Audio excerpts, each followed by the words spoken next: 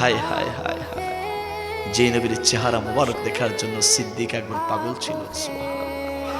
যে নবীর চেহারা মুবারক দেখার জন্য সিদ্দিক আকবর একবার রসুলের পাকে দরজার মধ্যে এইভাবে হেলান দিয়েছে, অসহায়ের মতো, অসহায়ের মতো রসুলের পাকের হুজরার সামনে, দরজা মুবারকের সামনে এভাবে অসহায়ের মতো, ভিক্ষুকের মতো, ফকিরের মতো বসে আছে।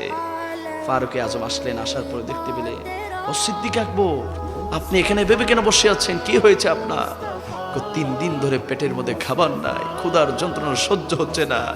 নবীর ঘরে এসেছি, দরবার এসেছি, আমার নবীর নূরানী চেহারা দেখে ক্ষুধার যন্ত্রণা মিঠানোর জন্য। জুড়ে বলি সুবহানাল্লাহ। সিদ্দিক আকবর বলে, ও ফারুক আজম, তুমি কেন এসেছো এই সময়ে, এই টাইমে? সিদ্দিক আকবর, আপনি যেমনি ভাবে 3 দিন ধরে না খেয়ে আছেন, আমি ফারুকও আজ 3 দিন ধরে না খেয়ে আছি। আমি এসেছি নবীর দরবারে নবীর চেহারা মুবারক দেখে ক্ষুধার যন্ত্রণা নিবানোর জন্য। জুড়ে বলি সুবহানাল্লাহ। হঠাৎ রসুল পাক হুজরা থেকে বের হয়ে দেখতে পেলে সিদ্দিক আকবর হেলান দিয়ে বসে আছে, ফারুক আজম হেলান দিয়ে বসে আছে। আমার নবী পিছন থেকে ডাক দিলেন, আবু বকর, ওমর, তোমরা এখানে কেন? কি হয়েছে?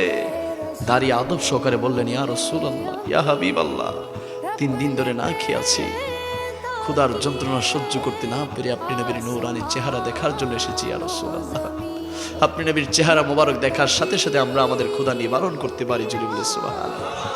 আমার নবীকে সিদ্দিক আকবর আদব সহকারে প্রশ্ন করতে লাগলেন, ইয়া রাসূলুল্লাহ, আপনি কেন এসেছে? তোমরা 3 দিন ধরে না খেয়ে আছো, দেখো আমার জামার ভিতরে। হঠাৎ করে সিদ্দিক আকবর হাত দিয়ে দেখতে পেলেন আমার নবীর পেটের মধ্যে 2টা পাথর বাঁধা।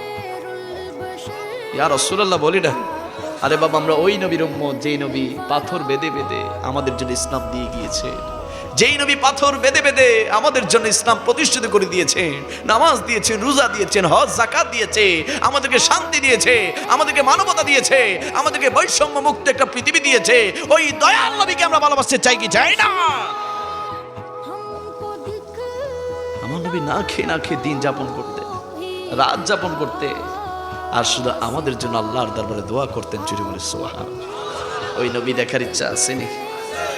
প্রত্যেকদিন ঘুম যাওয়ার পূর্বে, ঘুম যাওয়ার আগে উজু বানাবে, উজু বানিয়ে ঘুমের ঘরে বসবে, বসে বসে নবীর প্রেম নিয়ে, নবীর মহব্বত নিয়ে আমার নবীর পর 112 বার দুরূদ শরীফ পড়বেন। সুবহানাল্লাহ।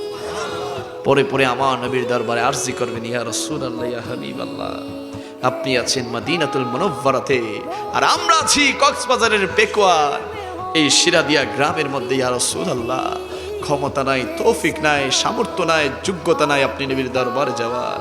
ইয়া রাসূলুল্লাহ, এখান থেকে আপনাকে বারবার সালাম দিচ্ছি, যদি একটা বার আমাদেরকে দেখা দিতেন, একটা বার দিদার দিতেন, ওই চেহারায় আনোয়ার, যে চেহারা আমার আল্লাহ দেখেছে, যে চেহারা মোবারক দেখার জন্য আমার আল্লাহ মেরাজে নিয়ে গিয়েছে।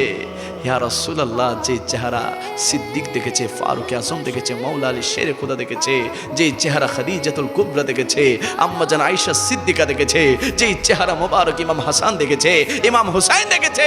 ইয়া রাসূলুল্লাহ, একটা বার যদি এই গুনাহগার, এই নাখান্দা, এই নালায়েক, এই নাচিজ, এই উম্মতকে যদি একটা বার দিদার দিতেন, ইয়া রাসূলুল্লাহ, আপনার কদমে জান কুরবান করে দিতাম, আপনার কদমে জান কুরবান করে দিতাম। এইভাবে যদি 1 রাত 2 রাত, 1 সপ্তাহ 2 সপ্তাহ, মাসের পর মাস যদি আমল করতে পারেন, ও আমার শিরাদিয়ার আশিক রাসূল ভাইয়েরা, খোদার কসম করে বলছি, নবীর দুরূদ শরীফ পড়ে যদি ঘুম যেতে পারেন, দয়াল নবী কোন ঘুমের ঘরে আপনাকে দিদারে মুস্তাফা দিবে আপনি কল্পনাও করতে পারবেন না। জোরে বলেন সুবহানাল্লাহ।